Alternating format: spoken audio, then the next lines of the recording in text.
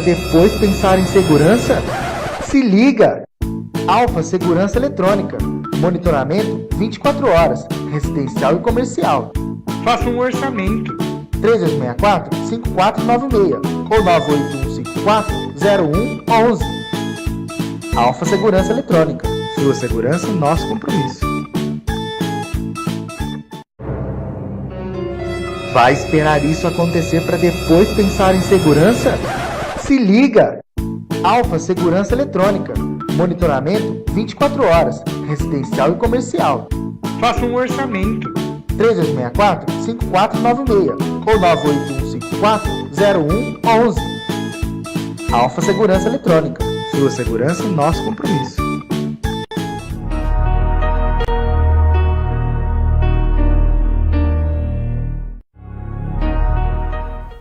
Olá, eu sou a Stefânia Antunes, eu sou psicóloga. Estou começando hoje meu programa aqui na TVLP, Bússola para Pais, um guia sobre parentalidade. Então, nesse primeiro episódio, no primeiro programa, eu gostaria de falar com vocês um pouquinho sobre o que é parentalidade. Então, eu sou psicóloga, eu atuo em clínica há alguns anos e estou me especializando em atendimento infantil e adolescente. Então, grande parte da minha demanda na clínica são as crianças e os adolescentes. Mas quem aparece mais mesmo são os pais. A orientação parental faz parte do meu trabalho e é algo que eu gosto muito de fazer. Então, quando a gente pensa em parentalidade, é todo o papel que os pais ou os cuidadores têm ao criar os filhos.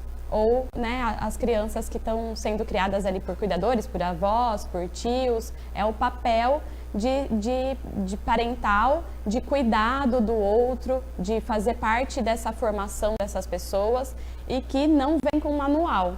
Então, o que eu percebo muitas vezes no meu trabalho é essa preocupação dos pais de saber se está fazendo certo ou não. E que realmente é uma aventura muito grande a gente ser pai, ter os filhos e não saber se está fazendo certo, querendo acertar e às vezes errando. E por isso que eu achei que seria interessante ter um programa em que a gente possa bater um papo, ter um contato mais próximo, para a gente tirar essas dúvidas e ser guiado nessa aventura que é ser pai ou cuidador de crianças e de adolescentes. Então, como os cuidadores não têm manuais, a nossa criação, a criação dos nossos filhos ou a criação das nossas crianças, ela é muito baseada nas nossas próprias experiências e na experiência que a gente recebeu quanto filho, quando a gente foi cuidado. Então, a gente observa muitas vezes os pais que têm uma experiência, tiveram uma interação, uma relação com os seus pais e hoje refletem isso na criação dos seus filhos. Só que a gente está também numa geração diferente, daquela em que a gente viveu na infância, com um monte de dados, com acesso a inúmeras informações, a inúmeras dicas e às vezes a gente não sabe ao certo o que fazer. Então, a ideia aqui é que a gente possa conversar sobre isso e ter um tempo para refletir sobre a nossa parentalidade. Então, às vezes a gente só vai fazendo, só vai realizando essa função que exige da gente 24 horas por dia, 7 dias por semana, a gente está sempre nesse cargo. E aí a gente às vezes só executa as coisas e não consegue ter um tempinho para pensar sobre isso. Então a minha ideia é que com esse programa vocês possam ter uma autoanálise, se observar quanto pais e conseguir direcionar os comportamentos de vocês como pais para os valores de vocês e os valores que vocês querem passar para os seus filhos.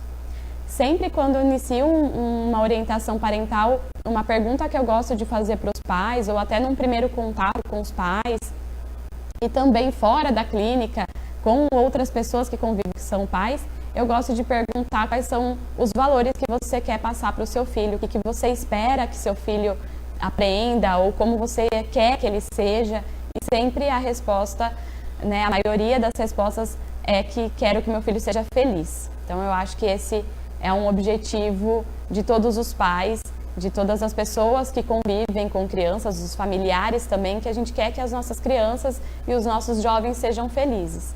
E os valores, esses já alteram um pouco de família para família, de pessoa para pessoa, mas estão sempre relacionados ao respeito, à honestidade. Então a ideia é que a gente possa ter esse guia de criar os nossos filhos baseado nos valores que a gente quer passar para eles. Às vezes eu sinto que os pais comentam sobre a própria personalidade da criança, uma questão genética, eu sou assim, e aí o meu filho é desse jeito mesmo, eu consigo ver muito, né, da minha personalidade no filho, ele já era assim, desde bebezinho ele já tinha essa personalidade forte, ele sempre era sensível demais, era chorão demais. E a gente sabe o quanto a carga genética influencia na nossa personalidade, na nossa maneira de ser, nos nossos comportamentos. Porém, a carga ambiental, ela influencia muito mais, ela é um fator mais determinante do que a genética, do que tudo que a gente tem internamente, toda a nossa fisiologia. Pensar sobre isso nos dá uma abertura de analisar, de observar que a gente é capaz de influenciar, de ter um ambiente que possa influenciar positivamente a criação dos nossos filhos. Então, o tempo todo a gente vive à base de interações. Os nossos comportamentos ocorrem sempre influenciados pelo ambiente. A gente tem um comportamento e aí o ambiente devolve alguma coisa pra gente. Baseado nessa devolução, a gente baseia se a gente vai manter aquele comportamento ou não. A gente consegue observar isso nos nossos comportamentos e nos comportamentos dos nossos filhos. Muitas vezes eles apresentam algum comportamento e a maneira com que a gente lida com esse comportamento contribui para que esse comportamento apareça novamente ou que ele cesse. Então isso pode ocorrer tanto de forma positiva quanto de forma negativa. Por exemplo, se a criança tem um comportamento muito legal, se ela obedeceu, cumpriu algum combinado e a gente reforça esse comportamento com um elogio, um carinho, um afeto ou uma descrição do que ele fez até, né, hoje você cumpriu o combinado, você foi muito bem, a gente aumenta a chance desse comportamento ocorrer.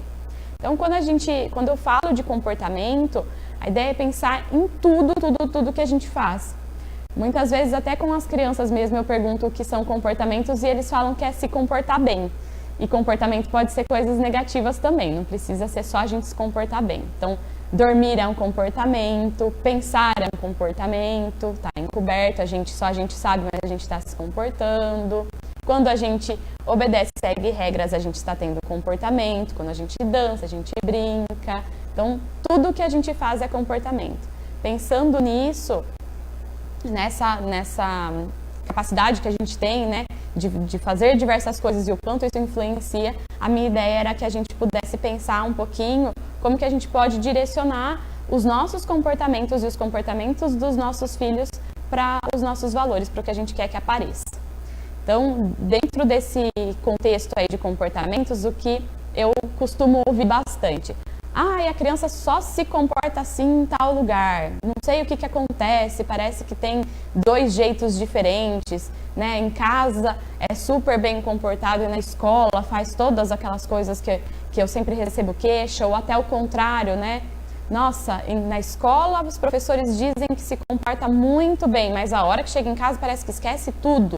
Não acontece nada do jeito que a professora fala que acontece na escola.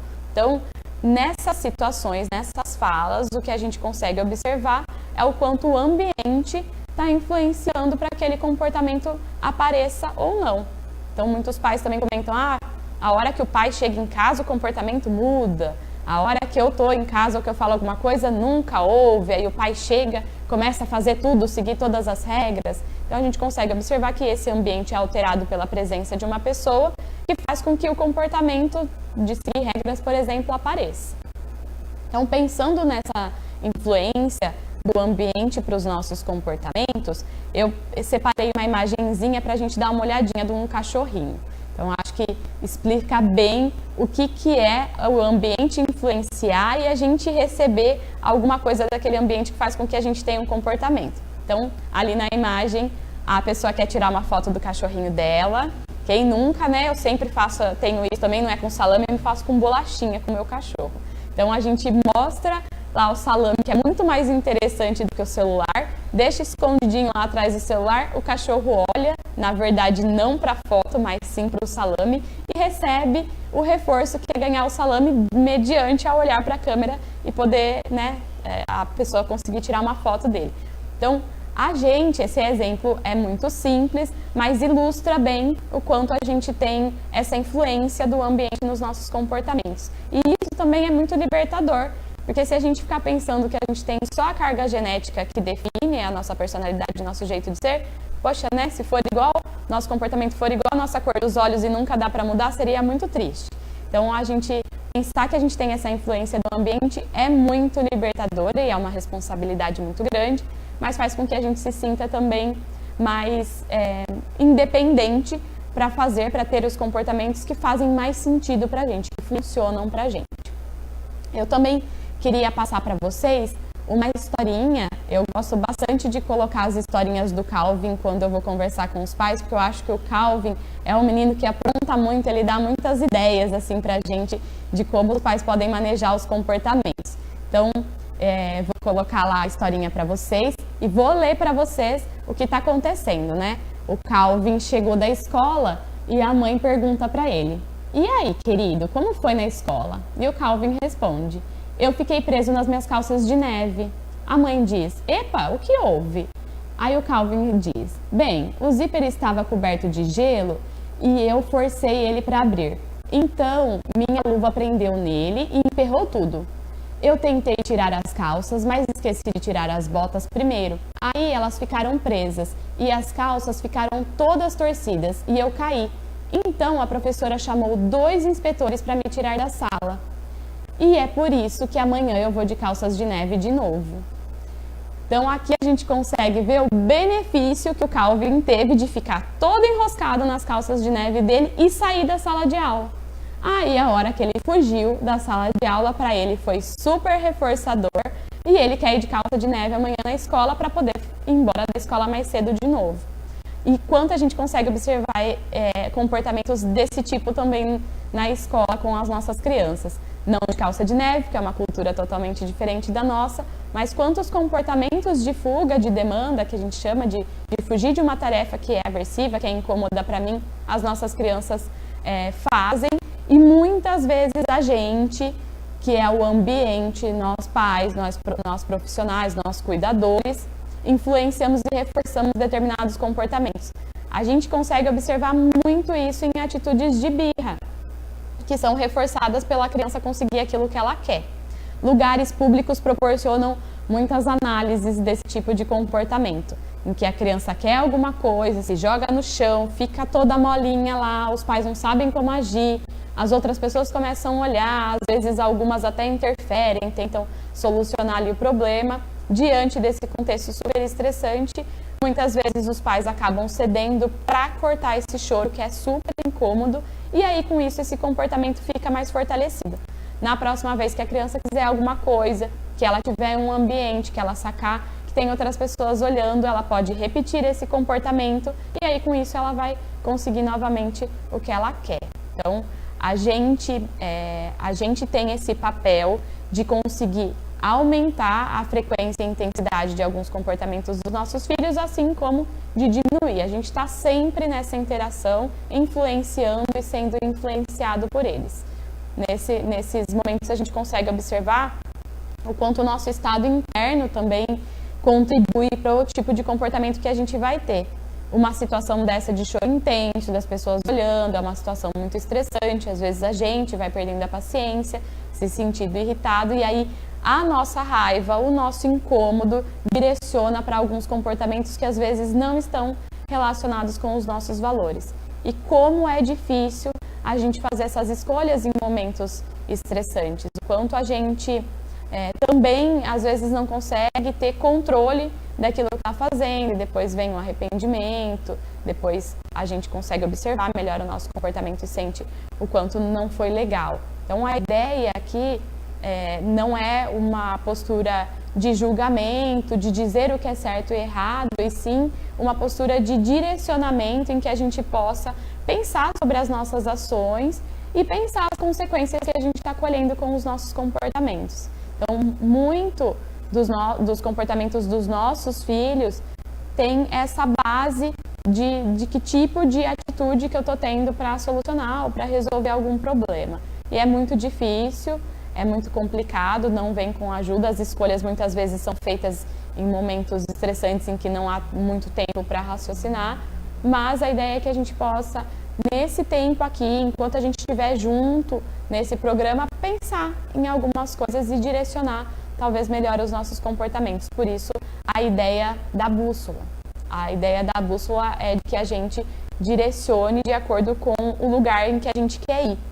Não vamos chegar todos no mesmo lugar, porque podemos estar querendo coisas diferentes cada um. Então, isso que eu acho que também é um perigo daquelas formulazinhas que têm aparecido muito nas redes sociais, de faça dessa forma, é assim que os filhos devem ser criados, siga esse roteiro, se não seguir isso não vai dar certo. O quanto eu percebo que os pais que assimilam todo esse conteúdo ficam se sentindo cobrados porque é muito difícil, às vezes, dar conta de tudo aquilo que está sendo colocado, um bombardeio de informações. E aí já vem carregado de cobrança de que se não for feito dessa forma não vai dar certo. Então, a ideia da bússola é totalmente o contrário, é que a gente possa pensar no que faz sentido para mim, enquanto pai, enquanto mãe, enquanto cuidador, o que faz sentido para o meu filho, o que é um objetivo para ele, o que é um valor para ele, o que é importante para ele também, principalmente quando a gente pensa em adolescente que já está criando a própria identidade, já tem, né, os seus próprios objetivos e metas, e até as crianças um pouquinho maiores já conseguem definir, né, o que gostariam, por exemplo, eles já são capazes muitas vezes, até com 6, 7 anos de idade, de observar a influência que o comportamento deles tem no ambiente, como por exemplo, ter uma atitude agressiva na escola e isso se refletir pelo afastamento dos colegas, não ter amigos ou não ter os amigos que gostaria, ou não poder brincar da forma com que gostaria, porque as pessoas se afastam, ou não tem uma interação do jeito que eles gostariam.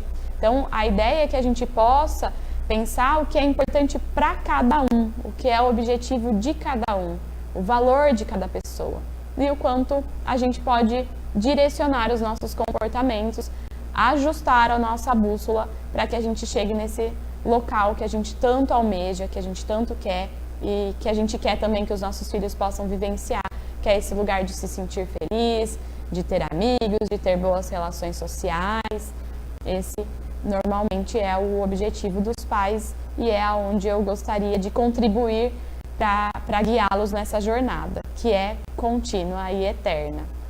Diante dessa questão da influência do ambiente, um ponto que eu acho muito importante de colocar é a questão do modelo, né? Então, já é sabido que grande parte do comportamento que a gente tem está muito mais influenciado com as ações, com as interações, do que com as receitas, do que com o falar, do que com o gritar, do que o colocar determinadas coisas. Então, a gente aprende os comportamentos muito mais mediante modelos do que mediante receitas e formas de fazer. Então, às vezes, os pais comentam que, nossa, mas eu já cansei de dizer para fazer isso. Eu grito para fazer isso, eu perco a boa para fazer isso e aquilo não acontece.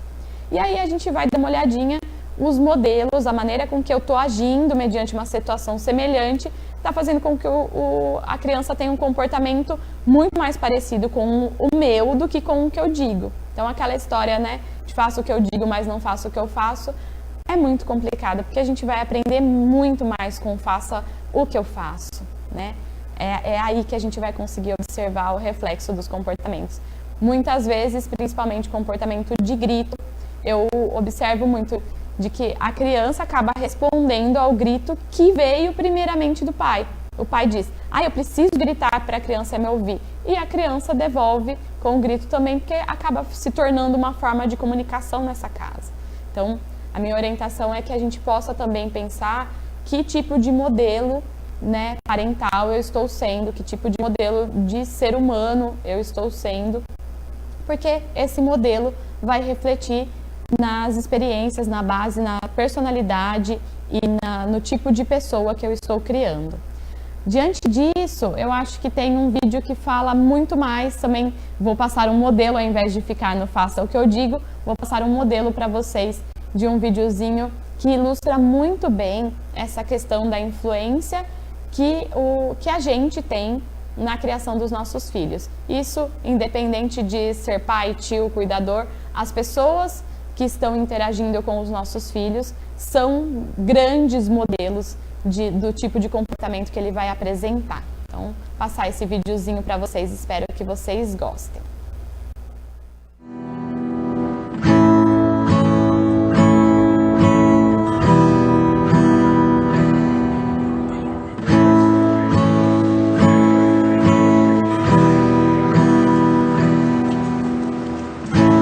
Looks like rain again today. Dark clouds gather and fill the sky. Don't know how to talk to you, just know how to say goodbye. Would you actually got a driver's license? I don't think so. Did you see it back there, George? Go back where you came from. Learn this way. Go back where you came from. Go back where you came from.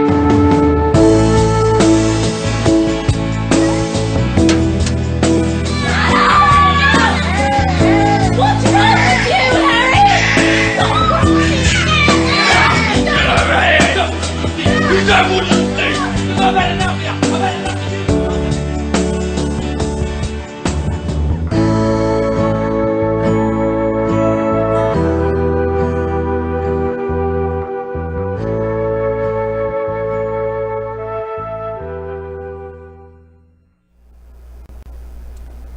Então, gente, esse vídeo costuma mexer bastante com a gente. Eu acho que é um vídeo bem forte. Acredito que muitas pessoas já tenham visto, mas talvez não com esse olhar, com esse contexto que foi todo colocado aqui. Quando a gente pensa, né, nessa influência, muitas vezes a gente se sente culpado, a gente identifica alguns erros, alguns comportamentos que não fazem sentido para o que eu gostaria de fazer, para a forma que eu gostaria de criar meu filho. E a ideia é que a gente possa pensar também o quanto esse processo de errar, de sentir que poderia ter feito de uma forma diferente, quanto esse processo também é gerador de aprendizagem para os nossos filhos.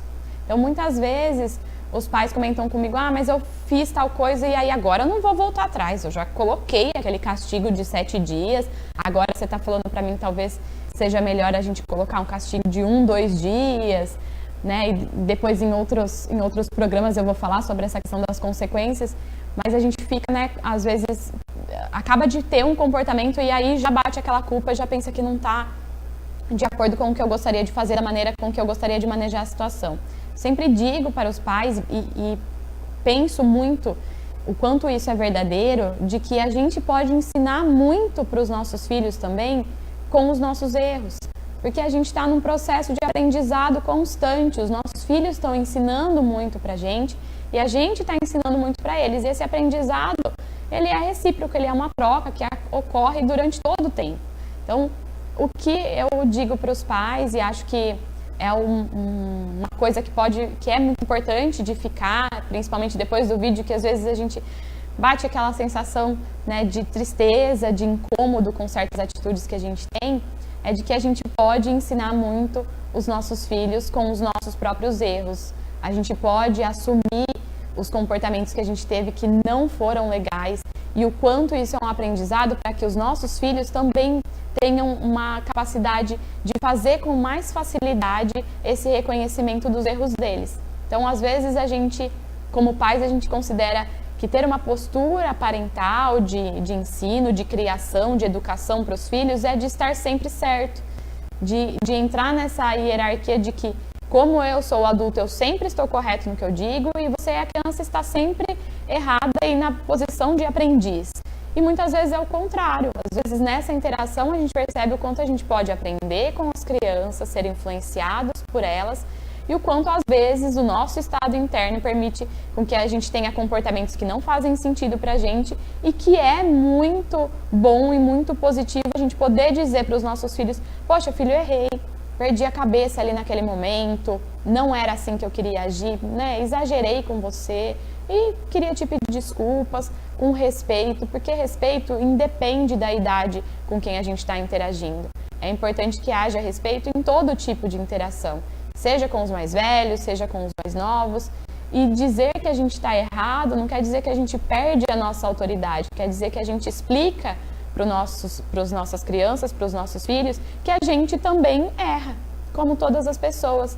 E que bom que a gente erra e a gente é capaz de reconhecer esses erros, voltar atrás, entrar em contato com o desconforto que é, às vezes, ter que reconhecer para alguém alguma coisa que a gente fez e não gostou, mas o quanto também traz consequências positivas da gente receber o perdão, da gente se sentir compreendido, da gente reafirmar laços, porque no momento em que a gente pede desculpas para alguém, a gente está mostrando para a pessoa o quanto ela é importante para a gente, o quanto a gente é capaz de abaixar a nossa guarda para dizer aquilo que a gente fez, alguma coisa que a gente não se sente orgulhoso, e o quanto isso pode gerar um estreitamento dos laços, uma aproximação.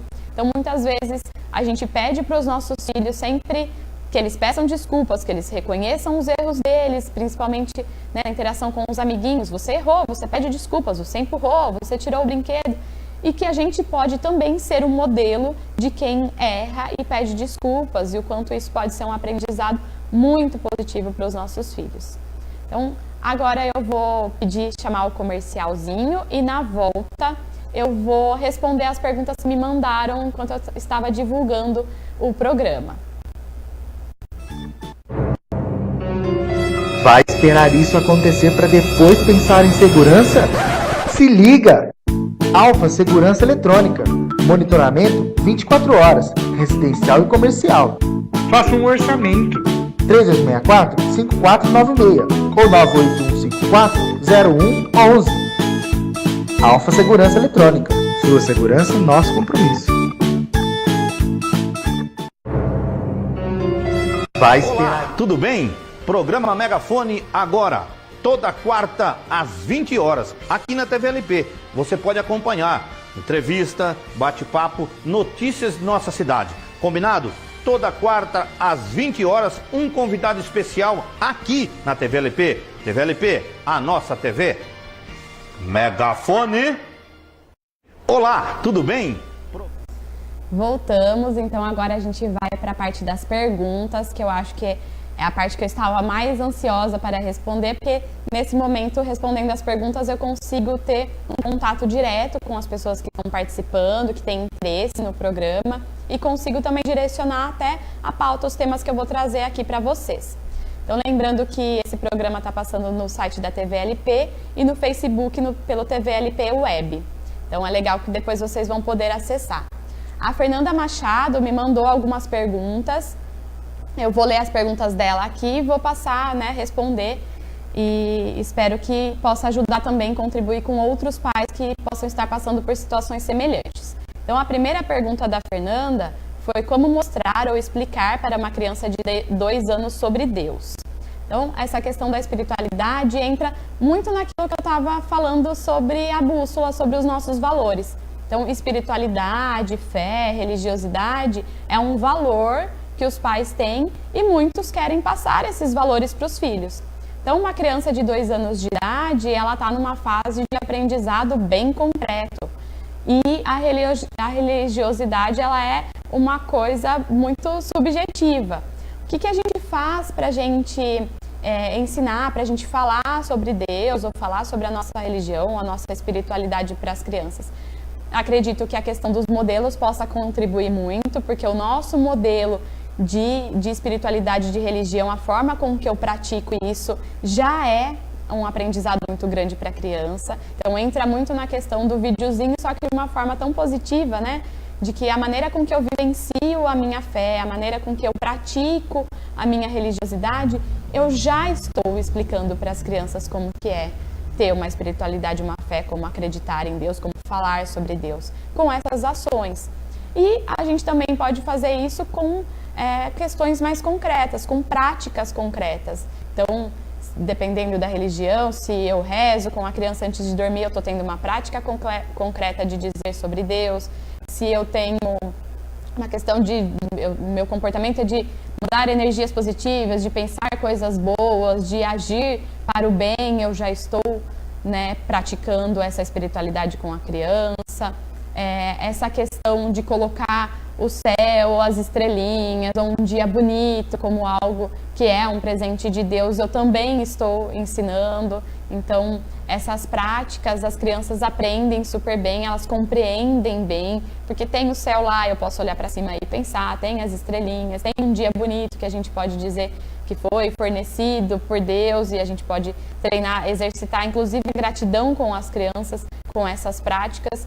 Então, a maneira da gente falar sobre Deus com as crianças pequenas está muito baseada nessa questão concreta, de práticas, comportamentos que eu tenho e que demonstram para a criança o quanto eu estou praticando e dizendo e conversando com ela sobre Deus. Então, toda essa prática sendo esse modelo, a gente já está conseguindo passar um pouquinho da nossa fé. Uma outra pergunta era: como explicar para os familiares que ficam com o meu filho para eu trabalhar que não quero que o meu filho fique na televisão o tempo todo? Eu acredito que essa pergunta aqui deve ser de um monte de pais. Eu percebo muito na clínica essa questão de ter filhos que estão sendo criados por gerações diferentes, né? Então, uma geração que são a dos pais é uma geração que já tem acesso a informações, que já tem essas regras com relação ao uso de eletrônicos mais bem definidas, porque consegue ter, né, acesso ao quanto isso é prejudicial, principalmente para uma criança de 2 anos de idade, né, que a Associação de Pediatria diz, né, que o uso de eletrônicos para crianças até 5 anos de idade é de no máximo 1 hora. Então, o quanto os pais já buscam essas informações, porque faz parte da realidade desses pais que também cresceram com o uso de eletrônicos. E agora, o quanto é difícil quando entra no cuidado dos avós, que às vezes não tem esse contato com os eletrônicos, não tem essas informações do quanto isso é prejudicial, e às vezes também não tem até um aparato, um repertório para ficar com as crianças todo esse tempo, sem que elas façam o uso dos eletrônicos. E entra também um pouquinho nessa preocupação dos avós até de frustrar essas crianças, de dizer não, de colocar limites, porque dizem, né, normalmente os avós, eles têm muito esse papel de mimar, de liberar mesmo as coisas que os pais não liberam. O problema acaba sendo quando as crianças passam também muito tempo na casa dos avós. E aí os pais gostariam que os avós também tivessem esses comportamentos de impor regras, impor limites. A minha orientação, o que eu penso sobre isso, é que é importante que haja uma comunicação. Eu acho que é muito importante que os pais possam colocar para os avós que ficam com essas crianças o quanto esses valores são importantes para eles, quais são as consequências que ocorrem mediante esse uso exacerbado de eletrônicos, né, que a gente sabe que afeta na atenção, na concentração, no momento de sono, ficar exposto àquela luz do eletrônico de pertinho, que é do celular, do tablet e do iPad, também é prejudicial, e que a gente possa direcionar, né, juntos, pensar juntos, talvez no meio termo. Na pior das hipóteses, no pior cenário em que não haja essa colaboração dos avós, em que seja difícil também para eles colocarem os limites, por próprias restrições, por própria visão do que é o papel do avô e da avó, que é de liberar tudo, de deixar e de não colocar as regras, o que a gente explica para as crianças, sendo esse caso em que não há essa colaboração, em que a comunicação não funciona legal, em que os avós acham que pode deixar mesmo e que é um tempo que está ficando com eles e eles fazem da maneira deles, o que a gente faz então é conversar com as crianças sobre o fato de que há regras diferentes em ambientes diferentes, de que na casa desses avós, apesar dos pais não concordarem, eles usam os eletrônicos, mas que em casa a regra é diferente. Então a gente acerta ali, organiza com a criança de que ambientes diferentes apresentam regras diferentes. Como é mesmo na nossa vida. A gente se comporta de um jeito na escola, a gente se comporta de um jeito no parque, a gente se comporta de um jeito em casa, há regras diferentes. Então, o que a gente pode fazer é tentar abordar com a criança o quanto em casa as regras são dessa forma, mas na casa dos avós, às vezes, as regras são diferentes. Mas num primeiro momento, eu acho que vale a tentativa da conversa, do expor os motivos e de pensar também em estratégias, em coisas, em brinquedos, em atividades que eu possa levar para essa criança que fica com os avós para que ela possa fazer ao invés de ficar nos eletrônicos. Então, quando eu não quero que a criança tenha determinado comportamento, quando eu quero excluir algum comportamento, o que a gente faz é colocar um outro comportamento no lugar. Então, dizer só não fique nos eletrônicos não diz para a criança o que ela pode fazer. Então, tanto para a criança quanto para os avós, o que a gente pode dar é atividades, brinquedos, brincadeiras que eles possam executar e realizar juntos. Aí pode ser que a gente consiga diminuir esse comportamento de usar os eletrônicos, inserindo essas outras atividades e que esses avós e essas crianças podem também entrar em contato com coisas que são prazerosas, com momentos de lazer e de diversão que são tão gostosos quanto o uso de eletrônicos. Então, minha dica é essa, tente talvez implantar algumas coisas divertidas, dar ideias de brincadeiras e dependendo do tipo de avós, eles podem realizar isso enquanto estiverem com as crianças e pode ser bem divertido e a hora que as crianças percebem, aí elas já estão fora do eletrônico há um tempo e nem deram conta disso. E aí fica mais fácil se a gente faz isso de uma forma lúdica e divertida.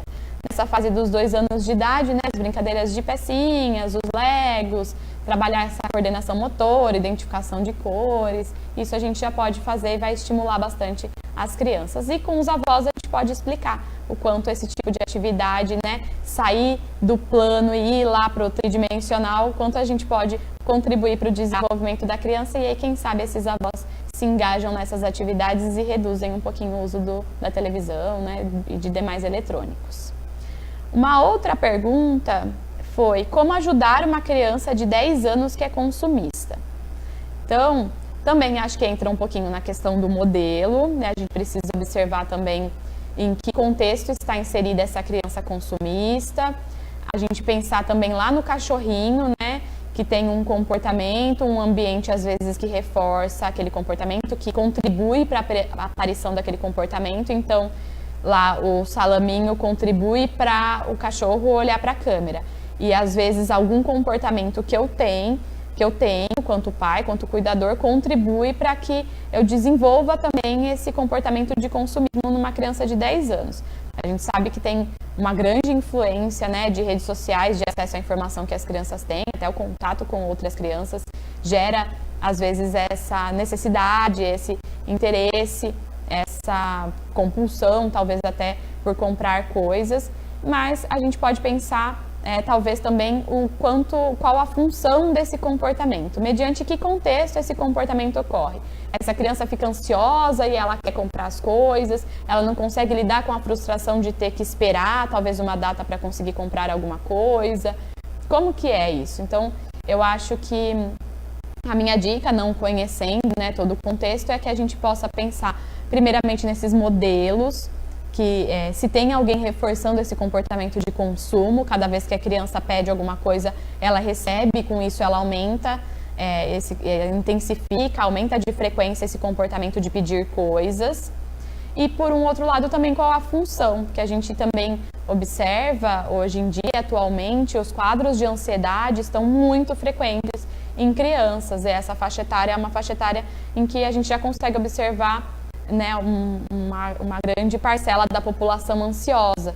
Então, será que isso é uma ansiedade por compras ou uma ansiedade, uma dificuldade de lidar com a ansiedade da espera, da paciência, do lidar com frustração e com isso eu estou consumindo? Abordar também muito com a criança essa questão da satisfação, do quanto é importante para a gente se sentir satisfeito de uma maneira mais prolongada com as coisas. Né? Quando o que eu conheço de comportamentos de consumismo é que normalmente a satisfação e o prazer pela compra dura muito pouco. ela acaba sendo um picozinho de prazer e de satisfação somente no momento da compra. Aí passa um dia ou algumas horas, a criança já perdeu total interesse por aquilo que ela comprou e já está pensando em outra coisa que ela quer comprar. Então, trazer essa criança, fazer essa criança pensar sobre o momento presente, conviver com aquilo que comprou, conseguir, né, transformar, intensificar, expandir esse prazer por mais tempo, é um aprendizado muito importante para esse comportamento de consumismo. E dá, né, uma olhadinha, uma observada também na gente quanto modelo. Às vezes a gente também tem uma base emocional que contribui para uma compulsão, para uma compra. Eu não estou muito legal, aí eu compro, aí eu acabo servindo de modelo para que essa criança, quando não estiver bem emocionalmente ou tiver algum problema, ou simplesmente pelo fato de ser muito gostoso comprar as coisas, mesmo que dure só por um momento, acabe, né, estimulando esse comportamento de compra. E por último, a última pergunta dela foi: como trabalhar com a cultura do tapinha? Sou contra, mas vejo que isso já está inserido automaticamente em mim. Às vezes falo e ajo automaticamente. Então, essa questão do tapinha, acho que entra muito no que eu falei lá no comecinho sobre as nossas experiências, né? Agora se diz muito de que não é muito adequado dar tapinha nas crianças, de que essa agressão, o tapinha para correção não é a melhor forma da gente corrigir. Funciona como uma coisa aversiva e não reduz o comportamento. Isso é algo que a gente pode fazer um programa todo para falar sobre essas consequências e punições. O que acontece é que a gente, às vezes, quer passar para os nossos filhos um comportamento diferente do que a gente aprendeu. A gente vivenciou, na nossa experiência quanto filho, o tapinha, porque é algo que veio novo, né, de observar as consequências disso. E aí, a hora que a gente está no nosso momento de irritação ou está precisando, tendo uma necessidade de colocar uma regra, impor alguma coisa, a gente acaba reproduzindo aquele comportamento que a gente aprendeu nas nossas interações com os nossos pais. Então, a minha orientação nesse sentido é de que primeiro a gente pense que às vezes é muito difícil a gente retirar um comportamento que está tão arraigado, pelo que você colocou. Me parece que, né, automático, não é uma coisa que eu estou fazendo estando presente ali, atenta àquilo que eu estou fazendo. A hora que eu vi já foi meio que uma reação. Então, acho que a gente entrar em contato com o fato de que, às vezes, esses comportamentos estão mais arraigados na gente do que a gente pensa. Mas acho que uma coisa que é importante a gente pensar é nos nossos valores, na maneira com que eu quero criar e ensinar o meu filho. Então, de que eu posso também voltar atrás quando eu tenho esse tipo de comportamento e que eu posso tentar estratégias que sejam mais adequadas. Às vezes, o que pode estar acontecendo também é de que eu tenho esse comportamento por uma falta de repertório, uma dificuldade de saber o que fazer mediante essas situações, e o tapinha ali funciona, ele corta um comportamento inadequado, então eu acabo fazendo uso dele. Então, eu acho que a gente pode também pensar que outras consequências eu posso dar para um comportamento inadequado que eu estou querendo moldar. E isso a gente faz, né, naquela questão que eu disse do uso de eletrônicos, da televisão, em que a gente coloca outros modelos, a gente ensina para a criança a forma com que eu quero que ela se comporte e a gente apresenta consequências quando essa forma de se comportar não ocorreu. Então, acho que isso é muito mais eficaz do que o tapinha, que funciona como uma punição. Ele corta o comportamento no momento, às vezes, mas logo depois a criança repete o comportamento porque não houve aprendizado, só houve punição.